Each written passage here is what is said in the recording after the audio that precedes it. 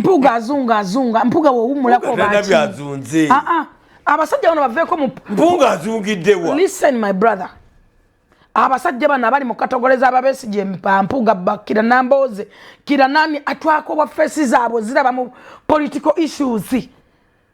Sente zibakoze bamala okubanga ba mwana bakwataganye byaba emiji bali minimu gy'abazzukulu baabwe bali minimu gye batali supposed kola. That's why kati bakola errors oka. Mpuga cyali muto. Mpuga ebbanga lyamaze mu bife masaka mu politics atuleke. Mpuga cyali muto ba. Awumuleko simu bubi. Mpuga aliwo kati like now Mpuga ali mukuwa na Bobby Wine.